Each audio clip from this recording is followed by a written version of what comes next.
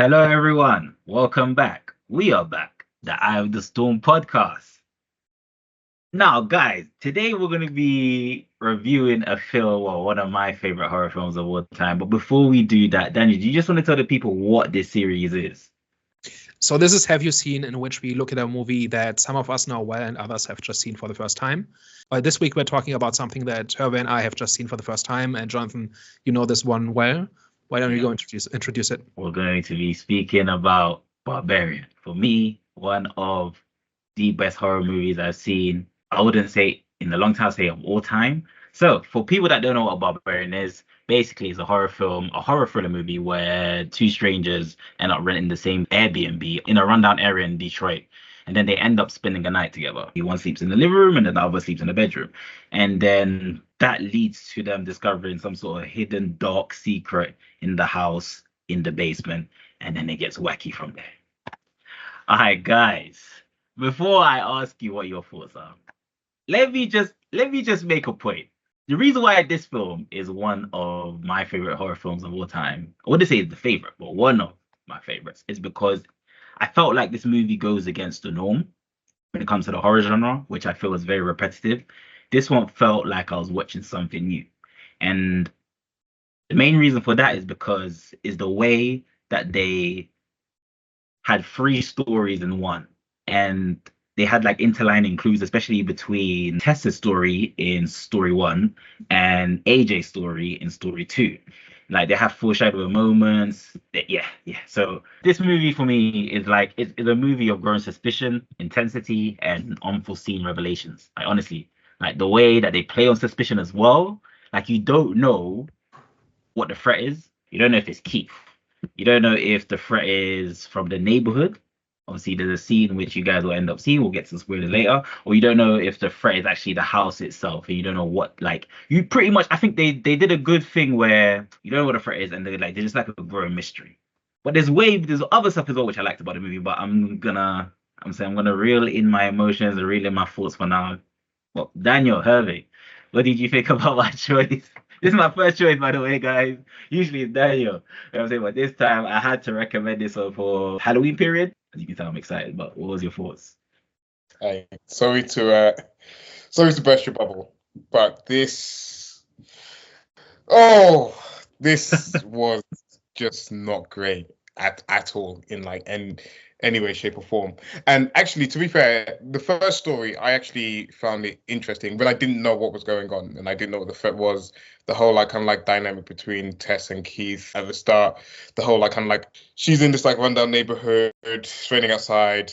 She has nowhere else to kind of go. They set that up really well, and then the whole is he like a threat? Is he a bad guy in this? Kind of kept me on edge. And then when it was established that he wasn't, and then the story went into part 2 and part 3, that's when it completely lost me. That's when I was like, okay, it was just completely weird, and I just kind of lost interest in the movie completely. And I don't think what they did was, I mean, it's not super original in terms of oh, there was this guy that had this basement and stuff like that with where he was holding people hostage and this and the other. So it's not super original in that sense, but it didn't quite add enough or add anything that I really cared about in the story while I was watching it. So by partway through, I was just checking the time. I was like, okay, when am I done with this movie so that I can move on with it? So yeah, I didn't have a good time with this one. But Daniel, maybe you had a better time than I did.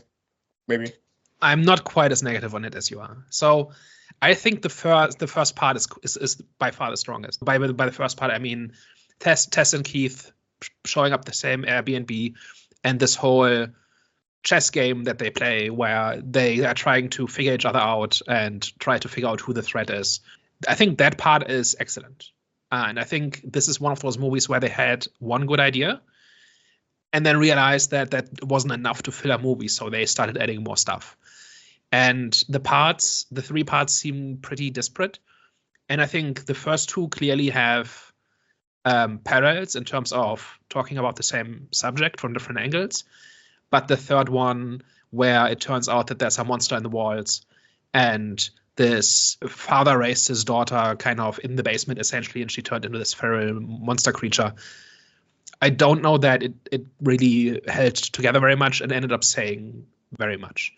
I think one of my principles for approaching horror is that it should remind you of a fear that's relatable in some way, like a fear you've had before or you can very easily relate to because it's so universal. And here, this whole thing about you arrive in a situation that's slightly off, and there's warning signals, but nothing concrete. You just get a bad vibe, and that's it. But you can't nothing's actually happened. That's actually a problem yet, right? And that part really worked. And after that, it quickly fell apart, I thought. And by the ending, I had a really hard time actually caring. And I think the movie really needed to connect parts 1 and 3 together more, where there was some kind of point to the secret of the house and what went on there. Like, it looked like 30 years ago, 40 years ago. And it didn't seem like it did. It seemed like a bit like, okay, we have this really cool idea for an opening, and then then there has to be a monster somewhere because it's a horror movie. And that's kind of how it came across as. So I'm really curious, did we miss something about that? Like, I can make a connection, right, where in part 2, AJ is clearly a predator, right? And then the father, what was his name, Frank, right? We also kind of try to control and abuse his daughter and his wife, and we're kind of seeing the aftermath of that. So there are parallels there, but I'm not sure that's enough to really have a story that really hangs together. I think part 3. I understand you guys' points. I disagree, but I understand. I think part 3 was showing the consequence of the message that was trying to be portrayed. And I think the main message that was trying to be portrayed was a film that tried to pretty much encourage women to pretty much stop ignoring red flags. Yep. And I think that's like a very current situation, not even a current situation, it's always been like that. I think like a lot of women, what they do, they kind of like ignore their intuitions. Like, for example, right, there was a scene with Jess, right? There's many times where, like, just throughout the movie, she's hesitant about something because her intuition is telling her, okay, danger, but she still proceeds by going to the danger. For example, when she discovers the door, right, the basement, she looks at it and she goes, no. I was like, okay, I think when she said no, I thought like that's like a representation of intuition. I might be looking into it, but it is what it is. But then she proceeds after like 4, she kind of like rationalizes and then proceeds to go to the danger. Same thing when she first met Keith. Even though I get it, cool. Even though they both are in the Airbnb and it's late at night, she could have still gone back into the car and just driven and just try and find someone. She could have stayed at a hotel, even if it was full, because he did mention there was a convention, but she didn't know that beforehand. But she could have just driven to a hotel, stayed there with his people, but she proceeded, like, her intuition was telling her, look, this is a bad idea to stay with this guy because he's a stranger. But still, she still stayed anyways. So throughout, I just think it was a film that was just intended to pretty much, I think it was like towards women, but it was like a mixture. Like there was, I think, especially with part 3, right? I understand it's very like for me, I was thinking to myself, like, how the hell does this relate to the first 2 parts? But there's scenes, for example, like I think with AJ, I think it relates to him because it's kind of like foreshadowing his future in an exaggerated way, as in like your predatory ways can lead you to some sick stuff like this. Of course, not necessarily him, doing bad things to his daughters, but it could lead you into such a dark path like this guy. And also with Jess, pretty much she's in a situation due to her not trusting her intuition. So I think that was the main message at hand. And also, in terms of the part 3, I thought that was great because they kind of like showed a great way of showing human and superhuman elements of evil, which wasn't like too far-fetched, because if you know how obviously that monster was conceived, it was already under circumstances against the norm. That's why I feel like he just did like the director, the makers behind this movie, obviously there's different themes, there's just different themes throughout, and they just kind of like, they did it in a creative way, just a creative vision. And I think they do, I honestly do think like they may not like entwine like perfectly, but I think there's like, but to be fair, which movie, like most movies aren't perfect, you know what I'm saying? But this one, I think they're like, the message behind it was conveyed in a very, for me, different way to other horror movies in general. So the thing about ignoring red flags, right? Like I watched this on Amazon, and every time I moved the mouse, these little hints and background information popped up, and it was there as well. And that, I think that is clearly in parts 1 and 2, where basically essentially Tess has to make decisions on who to trust and who not to trust, right? And she always gets it wrong, right? She's mistrustful of Keith, but he turns out to be a decent guy. And she trusts AJ, and he turns out to be a monster. And she trusts in the police, and they're completely useless and completely dismissive of anything she has to say. And she's afraid of Andre, right? The homeless guy, but he turns out to be well-intentioned and just wants to help people, right? Because he knows what's been going on in that house, and he knows how to stay safe. So I see the idea, right? My thing is just, number one, shouldn't the movie have taken that somewhere, and in a way that ties into who and what the monster is? Like I can see the idea of trust a little bit, because like the wife presumably trusted her husband, and then he turned out to be the monster, and then she found herself locked in her basement, and presumably like just spent the rest of her life there, probably. So she trusted the wrong person as well. So I guess I kind of see it. Yeah. But I guess I was kind of looking for some way to connect the monster to the theme, right? Where often in monster movies, the monster is kind of the theme made personal, right? In some way. It doesn't have to be completely literal, but something like that often happens. And I kept looking for that here, and I just didn't find it really. Other than that, you're supposed to trust your family, and the monster is the result of family gone bad, essentially. Just not sure that's enough to carry the movie. I see what you're saying, but when you say carry the film, for example, part 1 and already the first 2 parts link already, right? So that's like half of the film. Well, that's technically more than half of the movie. Mm-hmm. So for you're saying that the third act killed it for you. And if that's the case, but most movies endings, I think you said this before, most movie endings, they just don't end well. But before that, like Act 1 and Act 2, it was enough for you to say, okay, this was actually a good movie. So why for Act 3 was it so bad? Was it because obviously that reason that you just provided right now? So you're saying that reason alone is what pretty much made the film capitulate? I just didn't find the punchline, just so to speak. Like I didn't find what the ending had to do with the message of the film. I see. Which has to do with trust and trusting the wrong person and ignoring warning signs. I can imagine how to do that, but I just didn't really see the movie doing that or trying very hard. And I've also seen other horror movies where they have a good idea for a beginning, and then in the end they just put in a monster to finish the movie, right? Cobweb was the same way earlier this year or last year, where the first half is this really well done family drama about these controlling helicopter parents, right? And then in the second half, there's a monster in the walls, and also a monster in the walls, and they kind of just need to defeat it or fight it. Mm-hmm. And this seemed a bit similar, where once the monster showed up, this movie stopped being about something. Yeah. When in the first half, it very clearly tries to, and it's kind of really obvious how, say, Keith and AJ orbit the same thematic space, right? Mm-hmm. But then that kind of just stops in the end. And I think that's really the part where the movie kind of lost me.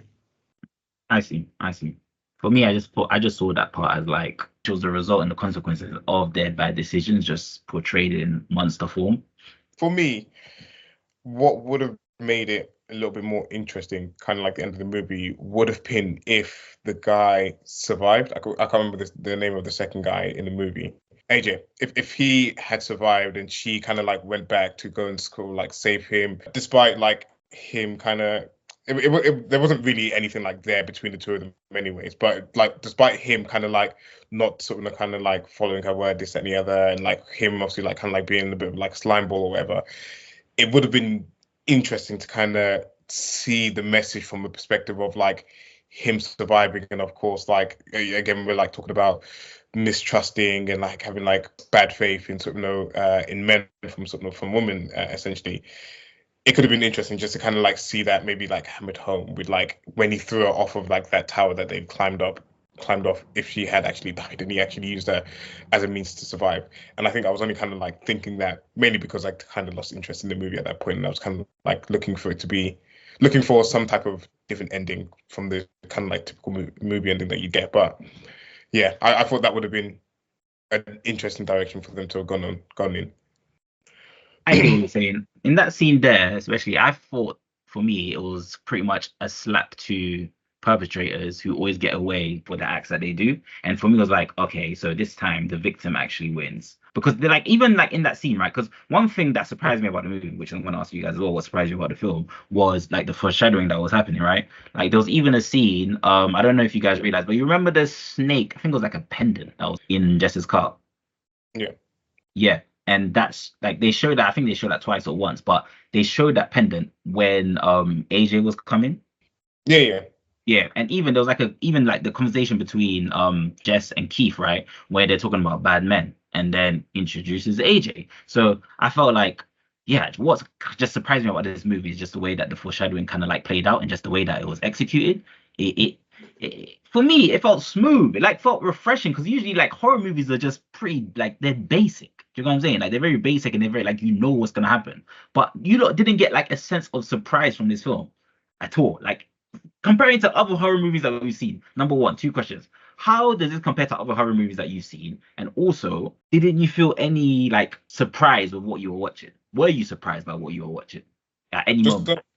Just on the kind of dynamic between Tess and AJ, it maybe had some more interest kind of going on there if there was some type of like pre-existing relationship between sort of AJ and Tess, because when they kind of meet, they're just kind of like two strangers, and then it's just a case of like, and they've like kind of like introduced him like partway through the film. He has kind of like no real connection to Tess or Keith, anything like that. So it was kind of a bit jarring, and it didn't add enough for me in that sense. So I think that was a bit of a misstep. But in terms of like the surprise, there was only a negative surprise when they actually showed the monster and then kind of like the direction it went from there, because the whole like psychological thriller that was kind of going on at the start of the movie when they were in sort of the Airbnb, like Daniel said, I was like all on board for it. I was sort of super intrigued by it. They're playing this like kind of cat and mouse game where he's trying to prove he's a good guy. She's obviously like not really trusting of him. He's like trying to like just kind of to get to relax, whatever like that. So when it took a different direction, it was a bit like, okay, cool. Like not really my thing. And again, I'm not a horror person, so it's just not my thing to have like kind of those like monsters and stuff like that in sort of movie. So to answer your like second question, in terms of like comparing it to other horror movies, I'd probably defer that one to Daniel because I know he's more into the genre than than I am. But of the ones that I have seen, especially sort of kind of the ones that I've been forced to watch this year, like Long Legs and Night Swim and this and the other, it kind of just feels like more of the same. I don't like. I feel like Long Legs kind of like stands up for me. That's one I do the most. But it kind of feels like more of the same, of just like kind of like some people in a unfortunate situation, and there's just kind of like monsters about and whatever. And obviously, like different circumstances, different situations. But it didn't feel refreshing at all. There are some things going on here, right? So there's this trope in horror called the final girl, which is the final survivor. So you start off with a group of people and they get picked off by the killer or by the monster one by one. And then you have one survivor at the end who barely gets away, right?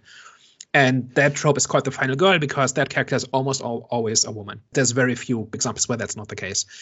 And this kind of same thing happens here, but there are like the movie does play with that idea a little bit. So at one point, there is, for instance, making the monster female as well, kind of plays with that a little bit because we've like the entire movie has been about men being predators, and now the literal monster is a woman who is kind of driven by the kind of this instinctive need to be a mother, right? And she's kind of learned what that is from instructional videos, and she doesn't really understand it.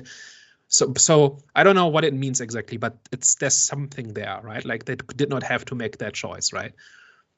And then another thing where, in terms of surprises or something that didn't seem to be quite in a template is at the very end when AJ and Tess are with Andre, right? And I'm not sure where they're hiding, but they're hiding from the monster somewhere. He kind of has this moment of realization where he says, I don't remember exactly what he says, but something along the lines of I've made a lot of mistakes in my life and this I'm going to fix, or something like that, right? Referring to it is his fault that Tess got shot, which was an accident, right? But he's responsible for it. And for the first time in his life, he's going to take responsibility for his actions when in the past he's always tried to get out of responsibility, right? In every other context we see him, that's what he tried. That's his instinct. And then 2 minutes later, he literally throws Tess off the rooftop in order to gain a minor advantage that doesn't even work. So I'm not sure what this means. Does this mean that men like AJ are just irredeemable, even if they have a moment of regret? They'll, like, at the first chance, they'll just revert to being awful and predatory and selfish? Is that the message? I was gonna say one thing you can maybe pull from that and like came to me immediately was that, like, you know, you have like these abusive relationships where, you know, guys abusing the woman, and then at a certain point, you know, she feels like he's changed, she feels like he's different, he's like maybe like doing a few things differently, but then always revert to sort of kind of like their type essentially. So that's maybe something that you can kind of like pull from there in terms of like a parallel between, because obviously this is like a lot of this movie is the dynamic between something like men and women. So that's kind of one thing that you can pull from there, is that, you know, even though they kind of do, and it's like I agree with you, it seemed very genuine, and you like really felt like he'd turned a leaf and he was like very remorseful about sort of, you know, what he'd done in the past. But then the moment that he was like back in a kind of like high stress situation or sort of, you know, in a bit of danger, he reverted back to type, and he reverted back to sort of being the type of person that he was essentially. So that's kind of one thing you can maybe pull from that.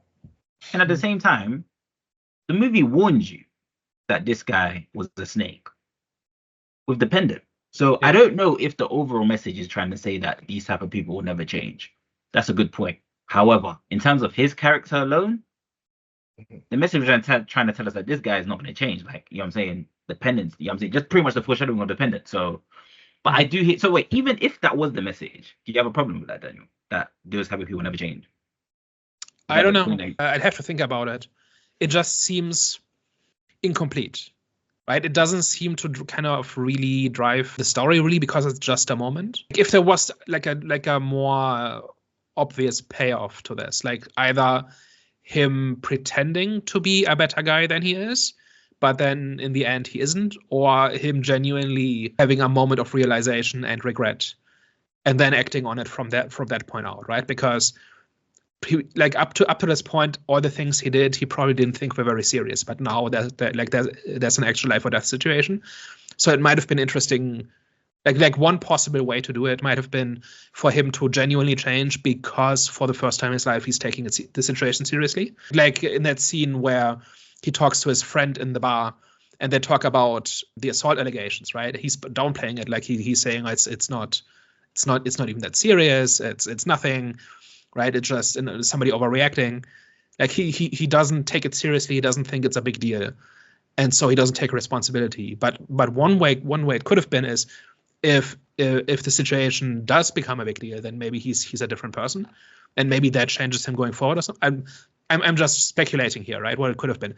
I was just kind of missing kind of the last leg of the journey of the argument, and it doesn't have to be that. It could be the other way around, right? But him just turning on a dime and sacrificing Tess for his personal advantage immediately for no direct reason. Like for instance, like the movie didn't really sell me on the idea that he tried to be better, but he then ran out of options or something. Like he just was looking for the first chance to revert back to selfishness, and that was a little bit unsatisfying. Like give me some kind of reason, give me some kind of decision, like some kind of crossroads or something. And it seemed really rushed in the sense that it just happened without, like, he didn't even last 2 minutes in that new state. And he also didn't seem like, I don't know, like he was making excuses and everything, and he wanted Tess to forgive him, right? He was essentially pleading with her to forgive him about how, don't you see that I had no other choice or whatever, right? But I don't know, it felt unsatisfying. Okay. This is a bit of a sticky one, because I was going to ask, right, do you feel like we were the intended target? Because obviously with the message that I just revealed. But at the same time, it's weird if it wasn't, because I'm assuming, I haven't seen stats on this, but I'm assuming most horror fans are male. Because whenever I speak to like women, like, a lot of the times, they don't like horror. So I'm just assuming, right? I'm just assuming. So maybe. Depends. I think depends on the subgenre. Like true crime and anything to do with serial killers and that sort of thing notoriously has a mostly female audience.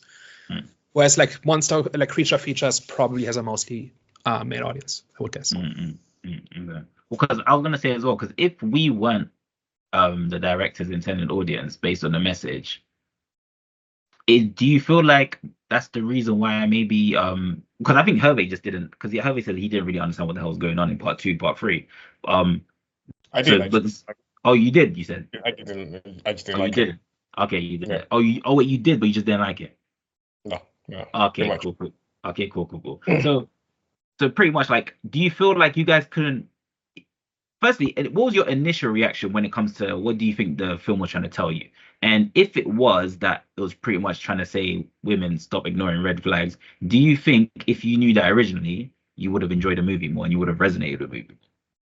What I think it is that the writer discovered feminism the week before and wanted to talk about it. And this is not the first time I've seen this in the last 10 years.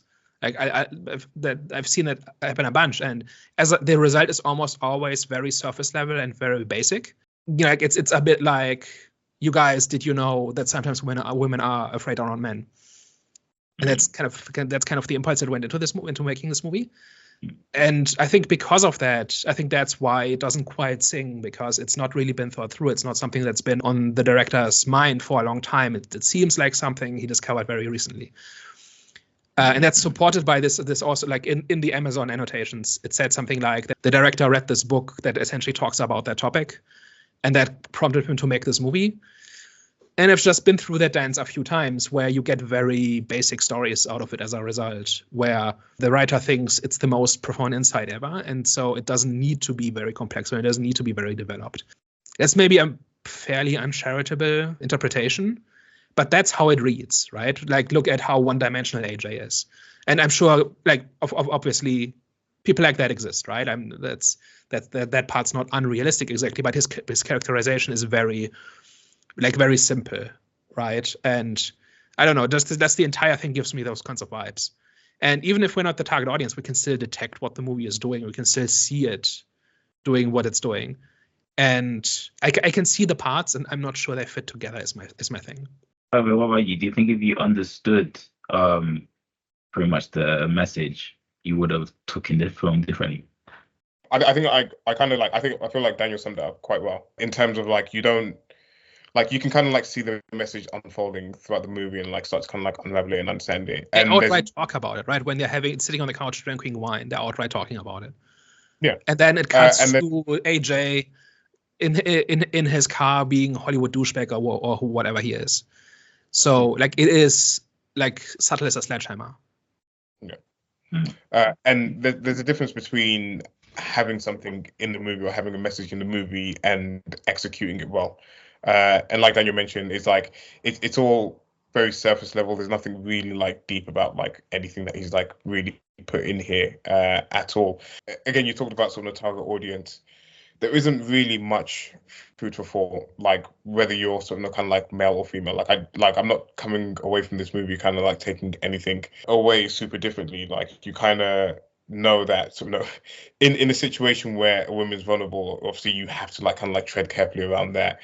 Obviously, you know, the whole situation, like the only thing that you can, and they don't really like touching it at all, but the only like situation or like thing that you can maybe like partly take away from it is the whole like holding your friend accountable for like their actions. So like the scene where where like the guy's at the bar, AJ is at the bar with his friend, and like kind of like discussing the situation, and of course AJ is like kind of like downplaying it or whatever. And it's like, you can maybe try and take something like that away from it, but there isn't really anything profound, I believe, to be taken away from this, whether you are a male or if you are a female watching this. Okay. Yeah, and I think you can imagine stuff where to take this idea, right? Or like maybe she trusts a woman and is not suspicious of that person because she's a woman, and then she turns out to be the real villain or something like that. Yeah. And then it's kind of halfway there with where she mistrusts Keith for no specific reason. Like, he doesn't actually do anything inappropriate, right? Or he doesn't, like, when he shows up with, like, I kept thinking like, hey, maybe in this situation leave the bottle of wine in the fridge. Just yeah. At least wait a day until you've actually you're both more at ease with each other or something. Like, if you want to come across as not suspicious, hey, maybe leave the alcohol away. So he does do a couple of things where it's a little bit suspicious if you don't know, if you go into a blind and you don't know. But ultimately, he doesn't really do anything that even in hindsight is a red flag, right? And maybe you could have inverted that a little bit where there's a character that she trusts for, like, she mistrusts Keith for not bad reasons, but she's not correct in this case, right? And then maybe there's another character who she trusts for bad reasons, because she has an idea of what people who aren't a threat look like. Something, right? You can explore this idea in ways like that. And the movie didn't seem very interesting. Like, I'm not saying it has to do that, right? But like you can take this basic idea, right, and talk about it by exploring it and building on it, and taking it somewhere. And I felt like this movie didn't, and that's kind of my problem with it. I see. But firstly, I don't want people to get it twisted. Don't think, for me personally, even though the message was important, for me that wasn't the highlight for me when it comes to this movie. For me, So it was just like the highlight was pretty much like the growing suspicion. It was like parts in the movie where something will happen. I'd be like, oh crap, I didn't know that was gonna happen. As in, like, I didn't know that, because like I didn't know that was the threat. For example, like the segment between what's the name, Jess and Keith, right? He was acting hella weird. I felt like he fulfilled. Okay, he was a good guy, but I think a good guy is a criteria of being a serial killer. Not all the time, but a lot of the times, right? So he was acting awkward, like being charming and stuff like that. That tends to be the case for serial killers. Exactly. And then you raised a good point where he like brought out the wine. I was thinking, like, my guy, either you don't have no awareness or you're a killer. And he's not that naive, right? He knows exactly where she's coming from. Exactly. Do you know what I'm saying? So there was moments the way that he was just acting, even the scene when he was in her bedroom and he was just looking at her. And even though it was reciprocated because she was looking at him too, but it was just a bit weird and a bit awkward. And then obviously the revelation of how he's like a big time, like he's like a big shot. Even like I found that scene interesting because the way that she responded to that kind of, she started to feel more comfortable, even though she felt a bit comfortable before. But now I was like, okay, I'm a big time, I'm a big shot. And then she felt pretty much she let her guards down. But it's like, this guy's still a stranger. It's because he was like familiar. It's because like they like wasn't when they talking about like this movie that was like very obscure and not many people had seen, but of course because like he had like some type of relation to that field, it like made it feel more familiar and like had like, and it's the whole like having more in common with like certain people, and then you have like this whole like us they thing situation kind of going on where he then becomes part of her like us group essentially, where sort of they have like things in common, they have like common ground essentially. Is what I was trying to say, but I kind of like stopped you mid-flow.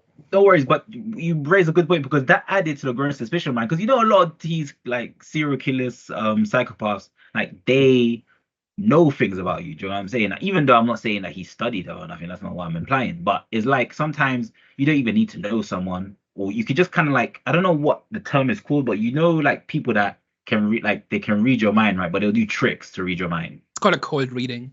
It's Exactly. when you say something that's vague but sounds specific. Exactly. So stuff like that, he was doing, like he showed stuff like that sometimes, especially in that scene. So I was like, even though it's a bit far-fetched because he would have to actually mention the scene in that documentary, I think, where it actually happens. I'm like, okay, cool. Yeah, her first response was surely he's lying about having seen the movie.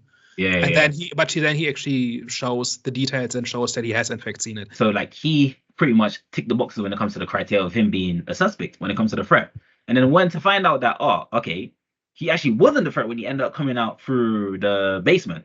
And then you just see the monster. I'm like, oh crap. And then when AJ's story was introduced, thinking that he was the main threat, because obviously he's pulling up to the car, and then he ends up being a main threat anyways. But I didn't expect him to end up being a threat. I just expect him to be a victim. So the fact that, again, there was another twist in it, it was just like, so I think mainly for me, I think the movie had a message that it wants to convey, but I don't think that was the main point. Maybe for the director it was, but for me, I took it as, okay, I have a point that I want to share, but I still want it to be a horror movie, like a kind of unique horror movie, my opinion.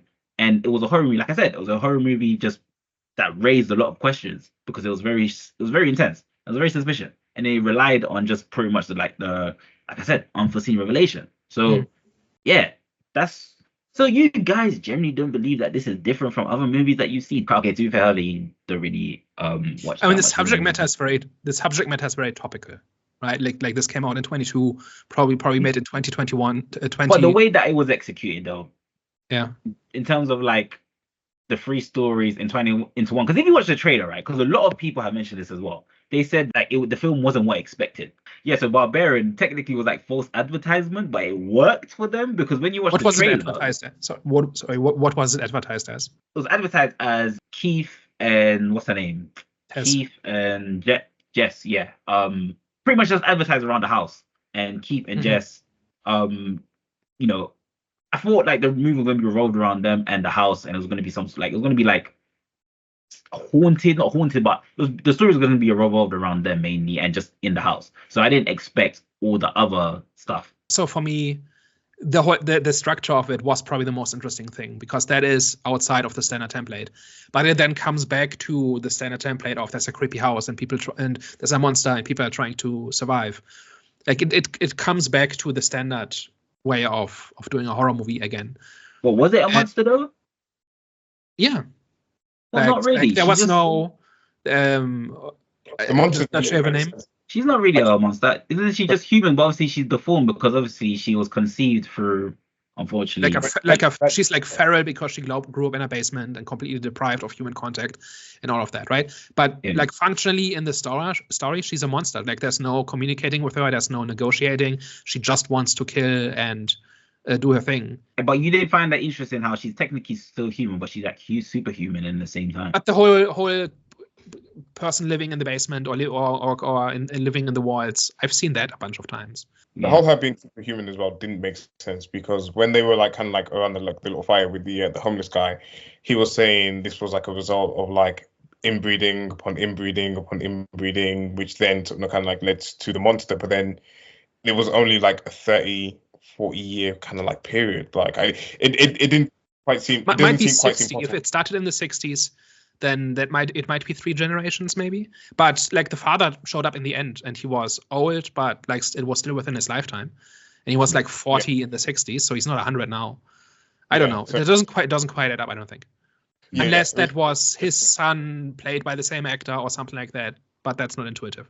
Like I've seen The Hills Have Eyes, and I've seen Cobweb, and I've seen like this whole idea of people being inbred in remote locations to the point where they become feral monsters is not a new idea, and there was nothing different about this monster and or her design or anything like that.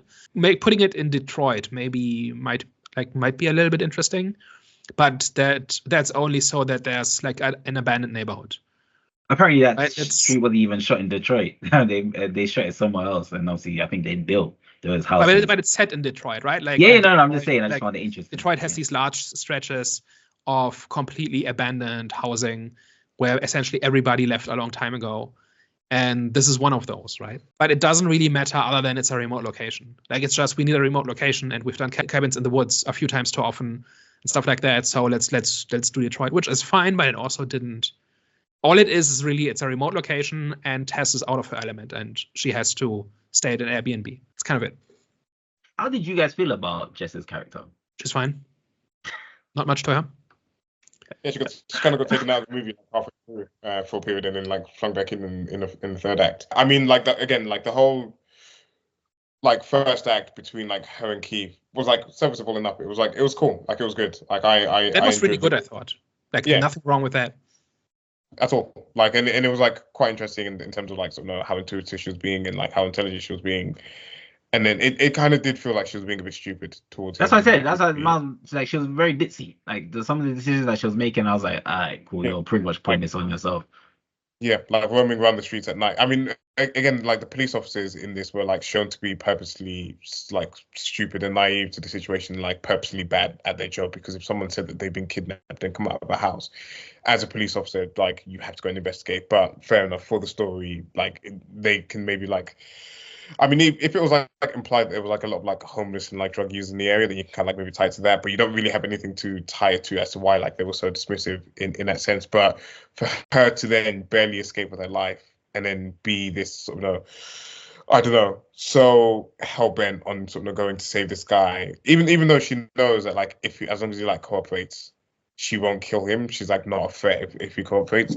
I feel like she could have made different choices in that situation. And that's apart from that, again, she was kind of like taken away in the second act and then flung back in to do like kind of like not action hero stuff, but like kind of just sort of escape the hell that she was in the third act. So at that point, there wasn't really much kind of going on or like any further development to a character at that point. Okay. So seeing how you guys have been crucifying my let's try let's try and find something positive. Did you guys have any highlight moment? The opening sequence is great. Just have that be the movie and have like build on that. This whole idea of not knowing who you can trust and making the wrong choices, or where you don't like, you have a reason to be cautious, but ultimately it's a mistake in that situation, or like something like that. Just keep that going. Don't have a monster, just have the idea of who can you trust, and you make assumptions about what trustworthy people look like, and there may be good reasons for those assumptions, but they may not serve you in a particular situation. Like, I think that's the most interesting angle of this. But isn't that repetitive though? Because that's how like a lot of horror movies, you could argue, are like who is the threat? Like without the monster, right? Who Well, is I the mean, threat? this has the gender stuff in it, right? Where like they talk about how the plot, like the movie would be different if they had arrived in a different order.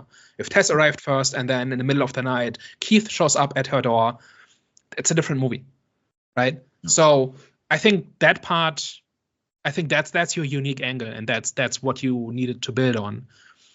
And it feels kind of abandoned in towards the end. Mm.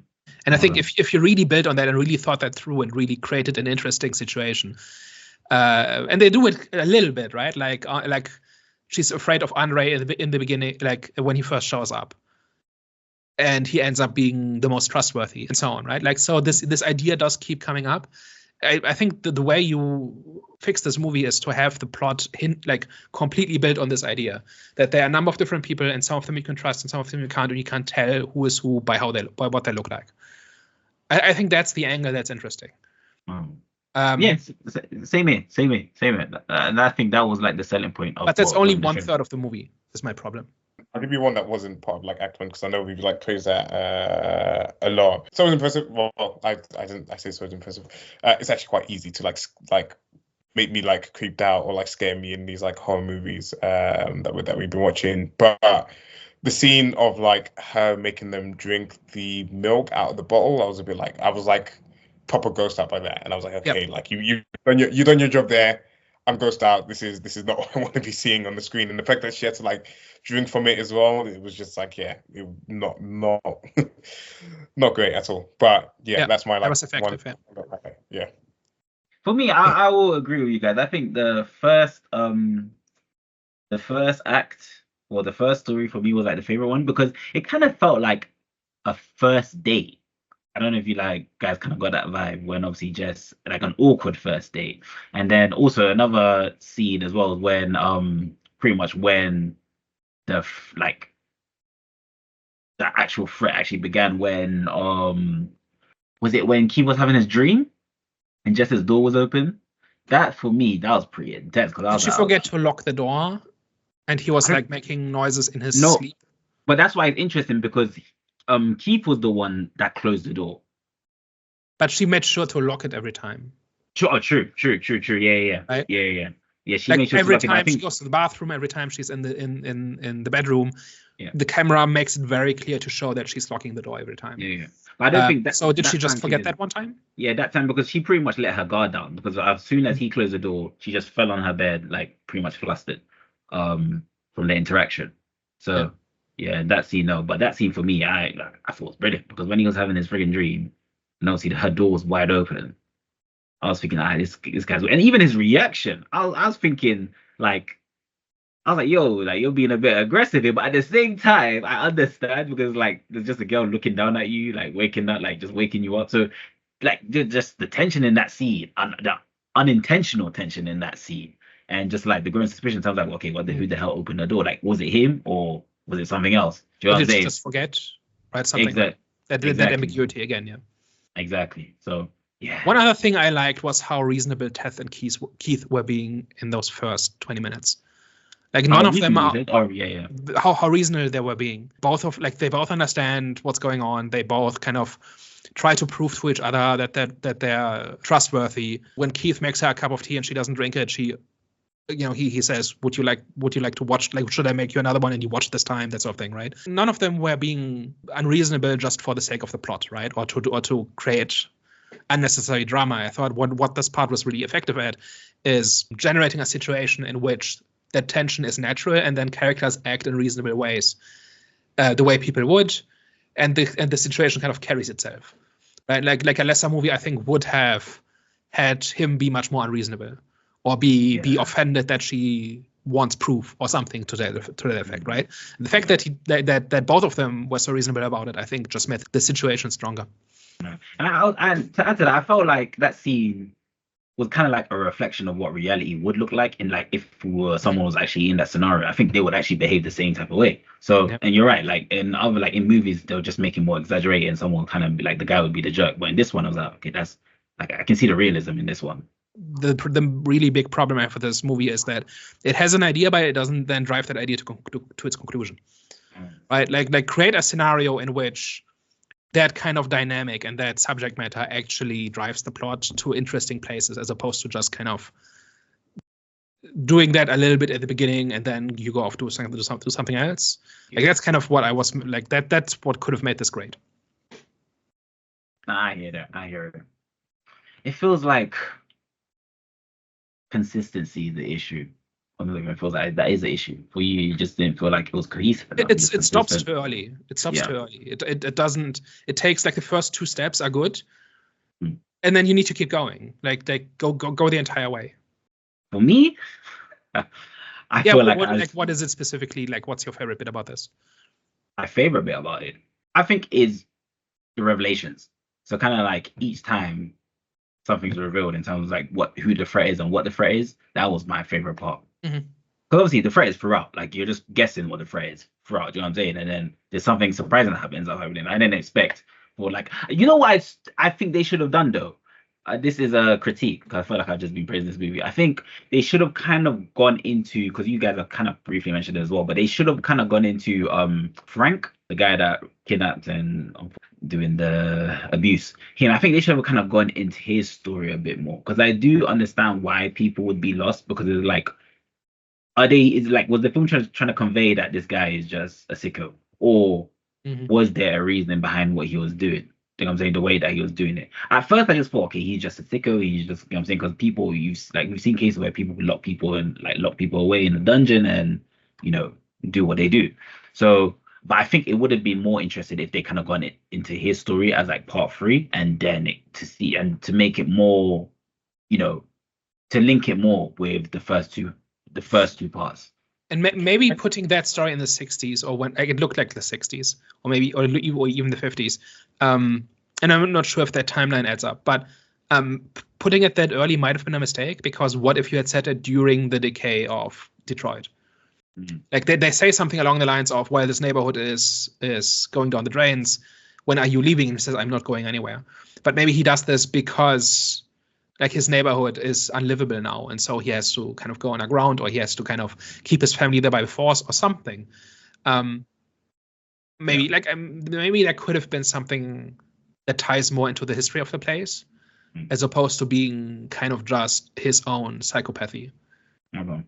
The other problem with like them not expanding on kind of like his story or his character, kind of like showing enough of it, was that there's this like moment in the movie where I can't remember who says it, but they say like she's not even like the biggest like, or like the darkest thing in the house, or like the biggest threat in the house. Andre says it, yeah. There are worse things in that house than her. There's worse things in the house than her in it, and it's obviously like implied to be sort of Frank essentially. So even like when AJ is kind of like backing up to the room that he's in, she then like starts to back away, and like obviously like she is like the big threat in sort of the movie, but then is scared of like what's behind the door. And then obviously when AJ goes in there, you see this like weak, feeble, like kind of like old man who's like completely defenseless, but he's meant to be the bigger threat, and he's meant to have maybe like been the one that's like obviously like created this sort of like monster in her. And I feel like there could have been something interesting there. Like there's like lots of like kind of like interesting sort of like tidbits in this movie, but that's like another like interesting sort of message that they're putting in the movie, but it's just not kind of like handled well at all. Compared to her, he's like powerless. He's like no threat at all, has his gun and like, you know, shoots himself in the head when it's kind of like someone else discovers what he's done essentially. But it's one line, and it's like a bit inconsequential in terms of like the rest of the movie really, where it could have been a really like good sort of like kind of like plot point throughout sort of or good talking point throughout the movie. And I think there's lots of stuff like that in this movie. We say, okay, if he had run with this, you could have had something cool. And this is one example, but there's others as well. Alright, Sorry, sorry No. to. Sorry to trash your favorite movie, but It's that's how it goes. cool, man. I think it's time to go to last sports, anyways, bro. All right, guys. Last sports and ratings. Last thoughts. It's a common feature with like a lot of movies these days where there's like good ideas just not executed well at all. And again, I'm not a horror person anyway, so no, if you're not going to execute sort of the story or the message in the movie well, and then you're going to sort of kind of do. I thought the horror was a bit lackluster in this. There was like a few sort of kind of like weird, creepy moments, but overall it was a bit kind of like lackluster. It didn't quite like grip me at all. I'm not like mad that I watched it. Could have been a lot better than what it was, but it's not. To me, it's not anything sort of hide it, and probably not worse than that either. So for me, the bottom line is this had a bunch of ideas in there that had potential, but potential is cheap. You need to actually take it somewhere interesting, and I didn't think the movie did. That's kind of what it comes down to. It's a very surface treatment of its ideas. It's whatever was on the mind of the director at the time he wrote it. And he didn't seem very interested in actually exploring those ideas or actually saying something about them. And I think that's rife. That has lots of potential in the horror genre, right? And we've talked about how that might go, right? But, you have to actually do it. You have to actually take that somewhere interesting where you say, okay, that's an interesting idea, or that makes sense, or that works, or that's unsettling, or something. You can't just write one good scene, which is the dialogue between Keith and Tess, and that's your movie. You need to write an entire movie. Well, everyone knows how I feel about this movie. Like I said, one of the best horror movies for me. The way that was advertised wasn't what you actually got, and I was pleasantly surprised with that, because usually when I'm pretty much faced with false advertisement in the trailer, I'm usually pissed because the movie ends up being rubbish. But this one, I'm glad that it was portrayed the way that was portrayed, like 3 stories in one rather than just one that you got from the trailer. But yeah, man, all in all, overall, I had a great experience with this film, memorable, and I will continue recommending this no matter what these two say. All right, guys. All right, guys. I hope you enjoyed today's discussion. Have they? Yeah, let us know your thoughts down below. Is this one of your favorite horror movies, or are you like us and you thought it kind of missed the mark on what it was trying to do? Whatever your thoughts, write it down in the comments below. And of course, don't forget to like, share, and subscribe. All right, guys. Thank you very much. We will see you next week. Au revoir. Ciao. Bye-bye.